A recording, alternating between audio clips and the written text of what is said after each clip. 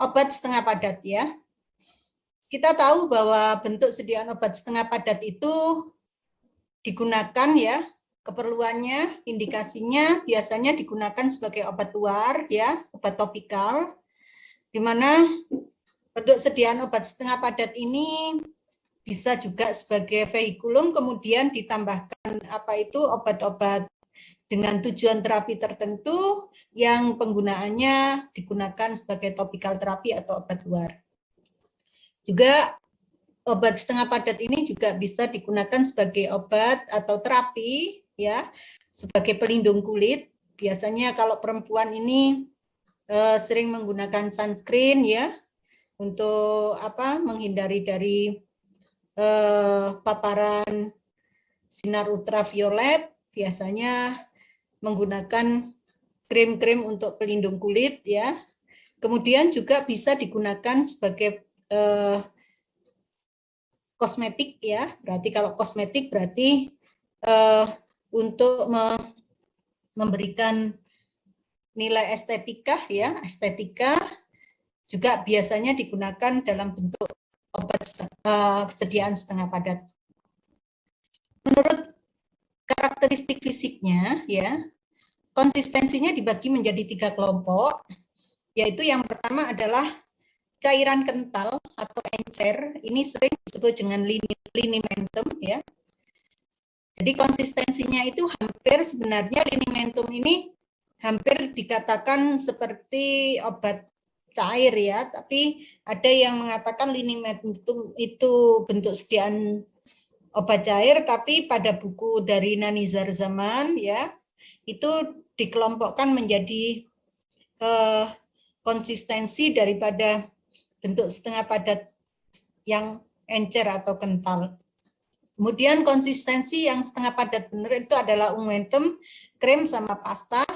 Kemudian lebih bersifat padat itu contohnya adalah sapo medicatus atau emplastrum ya, atau sering kita sebut dengan sabun atau plester. Emplastrum itu kalau kamu tahu itu bentuk sediaan obat di mana obatnya itu diletakkan pada kain atau kasa elastis ya, yang sering kamu jumpai di pasaran itu seperti Hansaplast gitu ya, itu namanya emplastrum. Kemudian prinsip bentuk sediaan obat setengah padat, kalau kita lihat dari gambaran ini, kita bisa lihat bahwa ungmentum atau salep ya merupakan campuran dari base salep ya, base salep. Kemudian kalau ini base salep ini, dasar salep ini kita tambahkan dengan bahan-bahan, misalnya bahan padat ya, maka akan menjadi konsistensi yang lebih padat sehingga akan menjadi bentuk sediaan pasta. Ya. Kemudian kalau linimen ini ya, sediaan cair biasanya bisa dari minyak atau lemak ya, atau air ya, linimen ini. Sedangkan krim ini adalah dasar salep atau ini yang banyak mengandung minyak atau lemak ya, di mana krim ini sebenarnya adalah emulsi setengah padat ya. Ada tipe daripada minyak air atau air dalam minyak, tergantung dari formulasi. Apakah formulasi itu banyak mengandung minyak atau banyak mengandung air.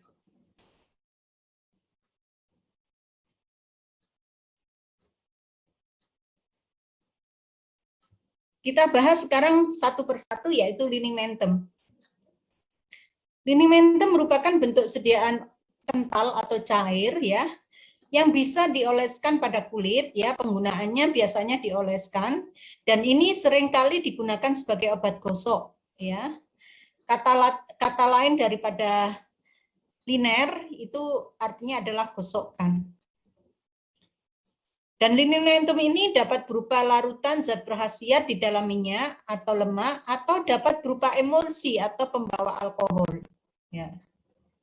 Biasanya Linimen ini digunakan ya untuk daerah-daerah yang tidak ada luka terbuka, ya, tidak ada luka terbuka karena kalau ada luka terbuka maka bisa menyebabkan iritasi sehingga penggunaan daripada linimen ini hanya pada kulit yang utuh, ya. Dan biasanya digunakan sebagai ini sebagai obat gosok, ya. Dan bisa juga untuk penetrasi yang lebih dalam, biasanya jika menggunakan linimen ini bisa dilakukan dengan cara penekanan, ya, atau dipijit, ya.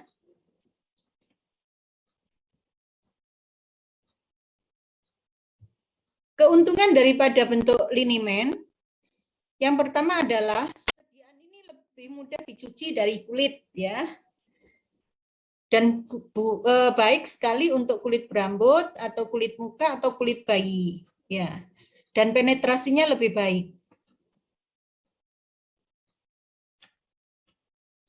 Contoh yang bisa kamu dapatkan di sekitarmu yaitu adalah Gondopuro. Nah, Gondopuro biasanya digunakan untuk nyeri otot atau rematik atau juga bisa mialgia, ya. Yang isinya adalah metil salisilit, oleum kayu putih, infusum hyoscyamine oleosum, kloroform, kemudian megdasigna, ya, Gondopuro, ya. Ini adalah salah satu contoh dari sediaan linimen yang sudah kamu praktekkan, ya. Ini biasanya pembuatannya yang kamu sudah ketahui, membuat linimen itu hanya mengukur aja pada gelas ukur, kemudian dimasukkan di dalam botol, ya, sesuai dengan takarannya, kemudian dikocok, maka jadilah campuran dari metil salisil, kemudian oleum kayu putih, infusum hyoscyamine oleosum, kloroform. Ini menjadi bentuk sediaan Gondopuro dan kegunaannya untuk mialgia atau nyeri otot atau juga bisa digunakan untuk rematik.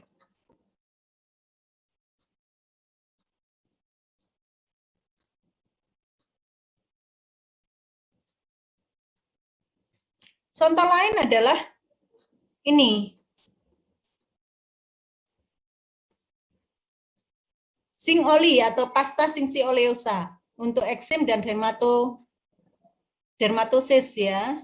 Sebenarnya ini zinc oksid sama oleum sesame ini adalah bentuk sediaan. Kalau kita lihat, ya, Singsi oksid ini kan sebenarnya padat, ya. Kemudian oleum sesame itu minyak, ya. Nah, sebenarnya ini adalah bentuk sediaan memang agak cair sih, ya, tapi kalau kita lihat dari komposisinya, ini sebenarnya lebih cenderung ke arah ini, ya. Apa itu mikstura agitanda sebenarnya, ya. Mikstura agitanda, ya. Kemudian ini BBE, bensil benzoat emulsion. Nah, ini juga bentuknya emulsi, campuran antara minyak sama air. Nah, ini bentuknya emulsi, ya. Ini kamu sudah mempraktekkan juga, ya. Sudah praktek atau belum ini emulsi ini? Sudah, ya. Kalau sudah kan kamu bisa lihat bahwa konsistensi daripada emulsi itu adalah cair, ya, di mana campurannya adalah minyak sama air, kemudian ada bahan ketiga yaitu emulgator, ya. Dan sediaan ini kalau kita lihat karena campuran antara minyak sama air maka akan tidak campur, tapi karena adanya emulgit, ya, kemudian ini menjadikan emulsi ini globulus yang tadinya besar kemudian kita kocok kuat menjadi globulus kecil yang tidak tampak, ya, seperti tercampur. Ini contoh lain bentuk sediaan linimen yaitu untuk kasus-kasus kabies yaitu sulfur PTT, ya, kemudian oleum kokos at 100 mili, mesedaxigna linimen sulfuris. Nah, ini juga hampir sama seperti kalau kita lihat bentuk sediaan mikstura agitanda ya. Jadi sulfur, padat, kemudian minyak campurannya. Ya, nanti juga agak ada endapan sehingga harus dikocok dulu. Kemudian sediaan yang kedua adalah unguentem yang konsistensinya setengah padat, betul ya, salep ya. Apa itu unguentem atau salep? Adalah preparat setengah padat ya yang digunakan untuk obat luar ya. Kemudian penggunaannya ini dioleskan pada kulit ya. Dan biasanya tanpa tekanan atau kekerasan, salep ini juga bisa nempel ya. Dan juga pembuatannya tanpa digunakan pemanasan ya. Dan konsistensinya seperti mentega. Ada syarat-syarat tertentu yang harus dipenuhi oleh salep. Yang pertama adalah obat yang terkandung di dalam sediaan salep itu harus terdispersi secara homogen. Jadi antara vehikulum dan obatnya itu harus bisa tercampur, tidak terlihat ya. Tidak terlihat atau terpisah bagian dari vehikulum dan bahan yang ditambahkan ya, bahan aktif yang ditambahkan. Kemudian ditinjau dari kegunaan dalam terapi ya. Jadi kegunaan dalam terapi itu salep itu dikelompokkan sebagai salep epidermis. Apa itu salep epidermis ya? Salep epidermis itu digunakan untuk melindungi kulit atau mengobati epitel. Jadi hanya untuk bagian kulit luar ya, atau kulit lapisan luar ya, epitel ya. Kemudian vehikulumnya juga yang digunakan untuk kegunaan terapi pada salep epidermis ini cukup menggunakan vehikulum vaselin atau campuran hidrokarbon. Ya, vaselin flavum atau vaselin album. Kemudian yang kedua adalah salep mukosa. Salep mukosa ini bisa digunakan untuk mukosa rektum, mukosa hidung, atau mukosa mata. Dan vehikulumnya juga berbeda. Pada salep epidermis, ya, salep mukosa ini vehikulum yang digunakan adalah campuran antara vaselin, ya, dengan 10-20% adepselane. Nah, apa kegunaan daripada tambahan adepselane ini?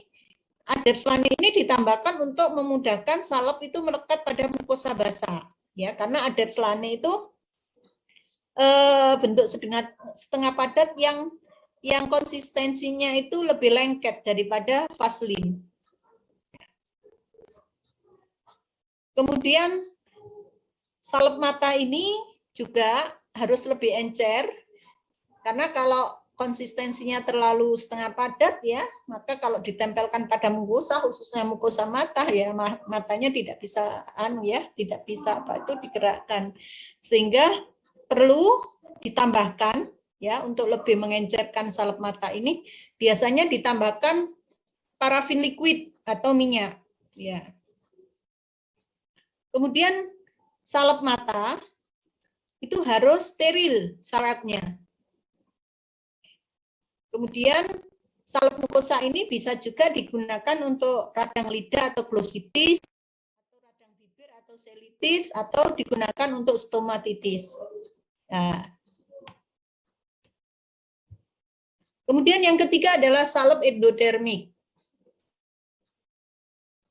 Salep endodermik ini karena untuk lapisan kulit yang lebih dalam, maka harus penetrasi daripada salep ini bisa melalui kulit yang lebih dalam dari permukaan kulit, sehingga vehikulum yang digunakan juga berbeda. Ya, kalau epidermis juga vehikulum vaselin, tapi kalau endodermis ini, ya, itu kita menggunakan lemak atau campuran bahan yang mirip lemak kulit. Contohnya adalah adepselane sama lanolin. Nah, jadi kalau kita mau mengobati penetrasi pada kulit yang lebih dalam, ya, kegunaan terapinya, maka kita menggunakan bentuk sediaan salep endodermik. Karena dia akan lebih penetrasi ke dalam permukaan kulit yang lebih dalam. mampu penetrasi pada kulit yang lebih dalam. Kemudian komposisi salep itu terdiri dari dua unsur. Yang pertama adalah zat berkhasiat sama vehikulum atau base ointment daripada salep atau dasar salep. Zat berkhasiatnya bisa tergantung dari kebutuhan. Misalnya digunakan untuk obat anti jamur, maka zat berkhasiat yang kita tambahkan adalah obat-obat yang bisa diperuntukkan untuk membunuh atau menghentikan pertumbuhan jamur atau menghancurkan jamur itu seperti apa? Mikonazol misalnya 2%, kemudian ditambahkan base ointment salep.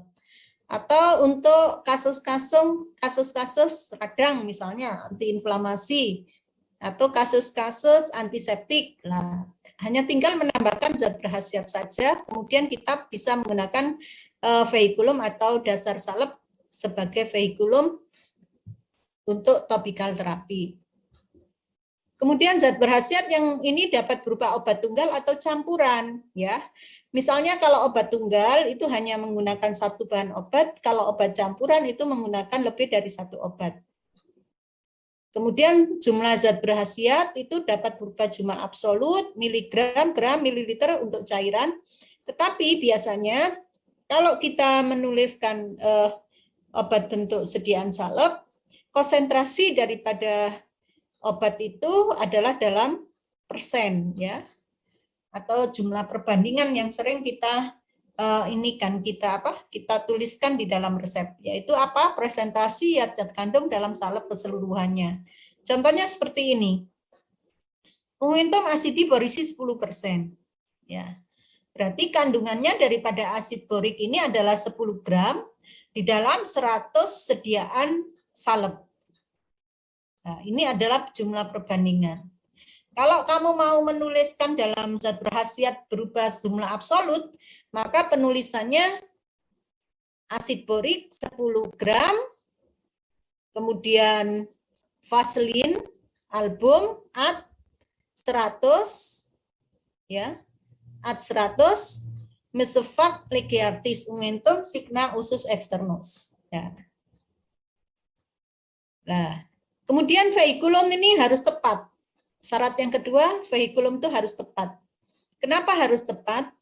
Karena vehikulum ini akan mempengaruhi efek terapeutik, ya, efek terapeutik dari bahan berkhasiat yang kita gunakan, dan akan mempercepat proses atau lamanya kesembuhan daripada target yang kita berikan obat topikal terapi atau obat setengah padat.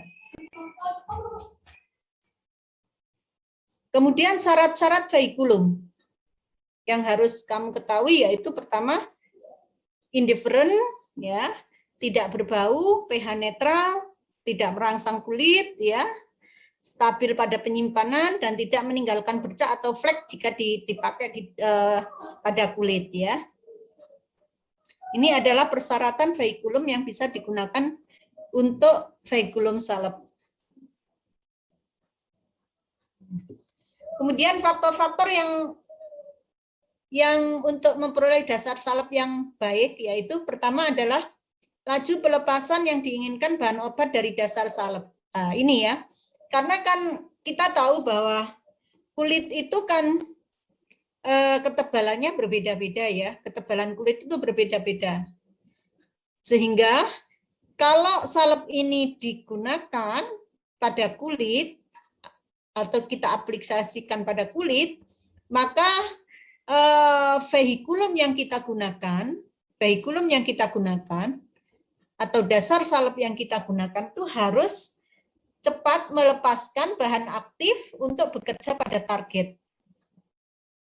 Kemudian yang kedua, peningkatan absorpsi perkutan dari obat. Nah, ini juga saya katakan tadi bahwa ketebalan daripada kulit itu berbeda-beda, sehingga akan juga mempengaruhi absorpsi bahan berkhasiat yang terdapat pada dasar salep untuk bisa bekerja secara optimal, ya, karena ini akan dipengaruhi oleh absorpsi perkutan, ya.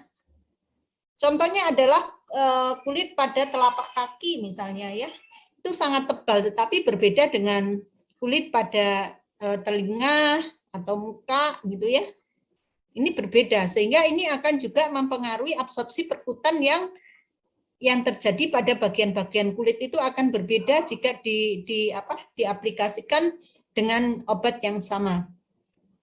Kemudian kelayakan melindungi kelembapan kulit oleh dasar salep. Nah, ini juga harus kita perhatikan bahwa apabila kita membuat bentuk sediaan setengah padat salep, maka salep yang kita buat itu harus bisa tetap melindungi kelembapan kulit. Jadi tidak mempengaruhi, misalnya setelah menggunakan kulit akan kering atau apa gitu ya.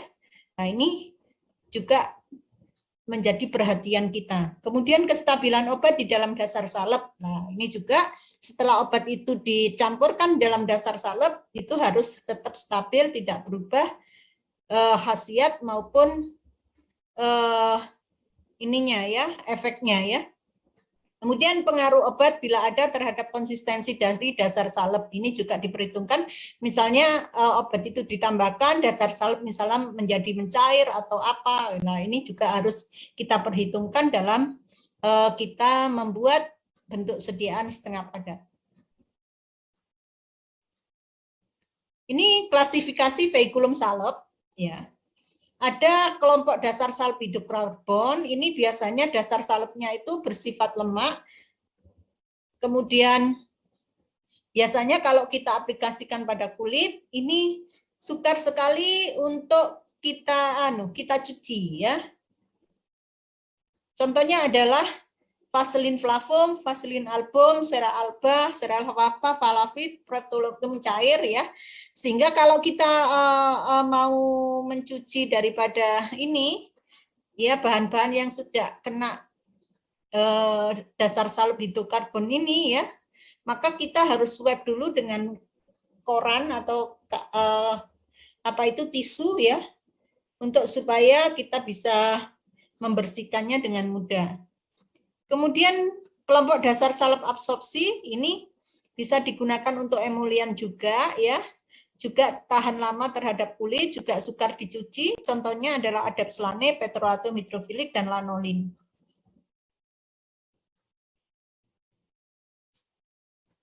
Sehingga cara pencuciannya sama, kita swab dulu alat-alat atau tempat-tempat yang sudah kena bahan dasar salep yang mengandung bahan-bahan di atas. Kemudian kelompok dasar salep yang dapat dibersihkan dengan air, ini biasanya golongan emulsi obat setengah padat, biasanya krim ya, oil in water ini karena kandungan airnya lebih banyak. Contohnya adalah salep hidrofilik, kemudian kelompok dasar salep larut dalam air ya. Biasanya ini tidak mengandung bahan berlemak, sehingga ini mudah sekali untuk dicuci ya. Contohnya adalah polyethylene glycol. Ini contoh-contoh salep ya. Yang saya katakan tadi, ada kegunaan terapi untuk salep epidermik, salep mukosa maupun salep endodermik, di mana perbedaannya adalah pada veikulumnya ini. Kalau asid borik pulveris 3 gram, Vaseline 30 gram, Mesedasigna salve ya, maka ini adalah salep epidermik karena hanya mengandung veikulum Vaseline. Tapi kalau salep mukosa di sini harus ada adapslane sama Vaseline flavum, di mana adapslane ini 10-20% konsentrasinya. Nah, ini adalah salep untuk mukosa. Kalau mukosa mata, maka kita harus nambahkan steril ya. Kata steril pada ini ya, pada sediaan itu, tapi biasanya untuk obat setengah padat bentuk salep mukosa untuk mukosa mata, itu biasanya kamu harus beli sediaan yang sudah ada atau paten ya, karena syaratnya harus steril ya, tidak bisa kamu membuat sendiri karena steril itu harus mulai dari bahannya steril, kemudian peralatannya harus steril, ruangannya harus steril ya. Nah, ini adalah produk steril itu harus beli ya, tidak bisa membuat sendiri. Kemudian salep endodermik. Ini salep endodermik. Contohnya adalah yang digunakan veikulumnya adalah Adepslane.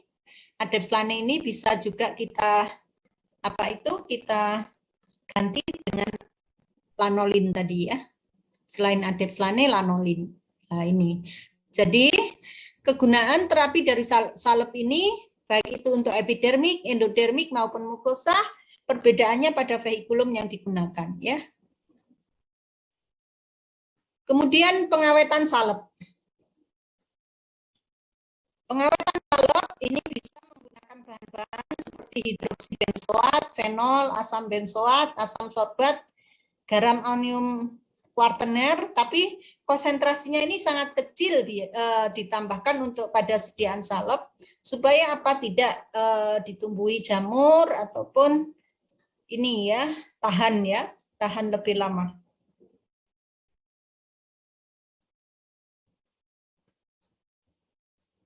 Yang kedua adalah bentuk sediaan pasta. Apa itu pasta? Pasta adalah bentuk sediaan setengah padat yang mengandung bahan padat 40-50%. Ya, ada yang mengatakan 50%, ada yang mengatakan 40-50%. Kandungan bahan padatnya. Karena mengandung bahan padat yang lebih banyak daripada sediaan unguentum, ya, maka konsistensi pada pasta ini lebih padat ya, lebih padat. Dan sifat dari pasta ini tidak memberikan rasa berminyak ya. Kemudian lebih kental atau lebih kaku daripada salep ya, lebih keras ya. Kemudian bahan padat yang bisa digunakan adalah singsi oksid, kalsium karbonat, amilem sama talkem. Jadi bisa salah satu atau salah dua bahan-bahan ini ditambahkan pada pada bahan padatnya untuk sediaan pasta. Kita bisa menggunakan singsi oksid saja atau kalsium karbonat saja atau singsi oksid sama talkem atau singsi oksid sama amilem boleh ya, atau kalsium karbonat sama amilem boleh. Ya, konsentrasinya yang ditambahkan yaitu 40-50%. Apa keuntungan daripada pasta? Yang pertama adalah karena banyak mengandung bahan padat, maka pasta ini mempunyai sifat dapat mengikat cairan sikret. Biasanya digunakan untuk lesi akut atau yang mengeluarkan cairan atau sikret ya. Kemudian tidak mengiritasi lokal ya, dan tidak mempunyai daya penetrasi. Bisa digunakan untuk mengurangi rasa gatal lokal ya. Kemudian sifat yang ketiga, pasta ini memberi keuntungan lebih melekat pada kulit, sehingga kalau melekat pada kulit otomatis penetrasi obat yang diberikan dalam bentuk pasta ini akan lebih lama juga, sehingga dapat meningkatkan daya kerja lokal obat yang ditambahkan pada bentuk sediaan pasta ini ya. Kemudian juga mempunyai daya abrasif, biasanya digunakan bentuk sediaan pasta ini untuk pasta gigi ya, pembersih gigi. Kekurangannya apa bentuk sediaan pasta ini? Karena lebih kaku, lebih keras, sehingga sukar dioleskan dan kadang memberikan rasa nyeri pada kulit ya. Kemudian sukar dibersihkan karena lengket juga pasta ini. Kemudian tidak sesuai untuk bagian tubuh yang berbulu, khususnya untuk anjing-anjing berbulu panjang ya. Ini karena sukar sekali dicuci karena lengket ya. Kemudian contoh lain dari pasta ini adalah pasta Lasari ya. Ini digunakan untuk kasus-kasus athlete foot dan dermatomikosis ya, atau jamur. Contohnya adalah seperti ini sediaan pasta resepnya.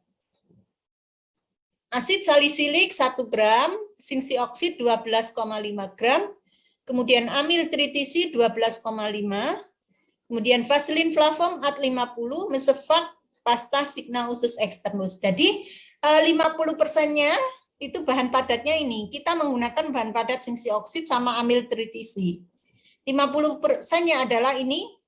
Ya, kalau 50 berarti 50% kan 25 ya. 25 kita bagi menjadi dua bahan ini, bahan padatnya singsi oksid sama amil tritisi, sehingga 25 dibagi 2, 12,5, 12,5. Ya. Sehingga konsentrasi dari bahan padat itu adalah 50%.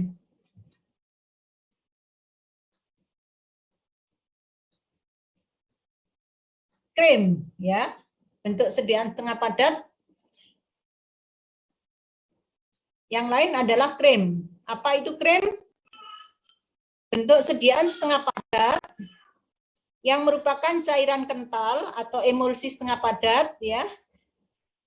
Tipenya, ya, ada minyak atau minyak dalam air, water and oil atau oil water, tergantung dari formulasinya. Apakah krim itu banyak mengandung minyak atau banyak mengandung air? Kalau formulasi itu banyak mengandung minyak, ya berarti titik-titik air di dalam minyak, maka tipe daripada krim itu adalah water and oil. Tapi kalau banyak mengandung air, maka oil and water. Nah, ini ditinjau dari sifat fisiknya ada dua macam. Yang pertama adalah kalau kita oil and water atau emulsi minyak di dalam air, ya, maka ini kita bisa membedakan dengan yang water and oil dengan cara seperti ini. Apabila emulsi minyak dalam air atau emulsi oil and water ini itu mempunyai sifat, ya, dapat diencerkan dengan air, ya, karena banyak mengandung air, ya, kemudian dapat dicuci dengan air, kemudian di atas kertas dia memberikan noda basah, ya, dengan pewarna sudan 3, ya, tidak terwarnai karena sudan 3 ini larut di dalam minyak, ya, sehingga kalau diteteskan pada emulsi oil and water, ya, krim oil and water, itu dia tidak memberikan warna. Tapi kalau kita tetesi krim oil and water ini dengan methylene blue, maka akan berwarna biru karena methylene blue di sini adalah larut dengan air, ya. Kemudian jika water and oil bagaimana? Ini harus kita bedakan dengan yang oil and water bisa dengan cara ini. Water and oil ini bisa kita encerkan dengan lemak, ya. Kemudian kulit mudah dibersihkan dengan minyak, ya. Kemudian di atas kertas kalau kita teteskan dia akan memberikan noda lemak dengan pewarna sudan 3 akan memberikan warna merah, ya. Kemudian dengan methylene blue kita tetesi dengan methylene blue tidak memberikan warna. Karena sudan 3 ini larut dengan minyak atau lemak, ya. Apa keuntungan daripada bentuk sediaan krim? Yang pertama adalah aplikasinya mudah, ya. Ini bisa digunakan untuk lesi pada kulit kering atau basah. Jadi bisa diaplikasikan untuk luka kering maupun luka yang basah. Kemudian dia memberikan rasa mendinginkan atau sejuk bila dioleskan pada kulit, ya, dan mudah dibersihkan. Ini adalah keuntungan daripada krim. Kerugiannya apa? Tidak stabil, terutama bila kena asam, ya. Contohnya asam salisilat atau asam tanat atau juga kena alkohol. Nah, ini akan pecah krim itu, ya. Kemudian mudah mengering, tidak stabil, kena panas, ya. Mesti pecah karena krim itu kan campuran antara minyak sama air. Maka dia kalau suhunya tidak sesuai, ya, untuk penyimpanan, maka akan cepat sekali rusak, ya. Contoh krim yaitu krim water and oil. Contohnya apa? Cold cream, all purpose cream. Ini water and oil, berarti krim-krim ini banyak sekali mengandung minyak. Sedangkan krim oil and water contohnya adalah vanishing cream, Loco Haslin Snow. Ini adalah oil and water. Ini semua krim-krim ini bisa kamu gunakan sebagai vehikulum ya, sebagai vehikulum obat setengah padat ya. Kalau bentuk krim kamu bisa menggunakan alkohol krim atau all purpose krim. Kalau yang diperuntukkan itu misalnya water and oil. Kalau oil and water kamu bisa menggunakan vehikulum krim, finishing cream maupun logo Haslin Snow. Kemudian indikasi daripada krim yang pertama adalah untuk inflamasi akut, peradangan akut ya. Kemudian juga untuk dermatitis yang luas, ini juga cocok krim ya. Kemudian untuk daerah berambut, ini khususnya yang oil in water karena mudah sekali dicuci dengan air ya. Kemudian untuk yang kulit kering, kamu bisa menggunakan krim yang water in oil yang banyak mengandung minyak ya. Kemudian bentuk sediaan setengah padat yang lain adalah sapu atau sabun ya. Apa itu sapu atau sabun? Yaitu sediaan setengah padat atau cair yang digunakan untuk obat luar. Dengan cara pemakaiannya bisa digosokkan, kemudian sabun itu akan berbusa, kemudian dibiarkan sebentar ya untuk supaya penetrasi atau memberikan efek, kemudian baru dicuci dengan air. Nah, bagaimana cara pembuatan dari sapu atau sabun ini ya? Ini bisa melalui proses penyabunan di mana campuran antara alkali dengan lemak atau asam lemak yang tinggi kita tambahkan, maka kita akan mendapatkan bentuk sediaan obat yang bentuk sapu ya. Contohnya adalah ini. Konsistensi sapu ini tergantung dari basa yang dipakai. Contohnya kalau kita menggunakan proses penyabunannya menggunakan KOH atau NaOH, maka akan menghasilkan konsistensi sabun yang berbeda. Kalau kita menggunakan KOH, maka hasil sabun yang kita buat itu menjadi sabun lunak atau lembek, sedangkan jika basa yang kita gunakan adalah NaOH, maka akan menghasilkan sabun yang keras.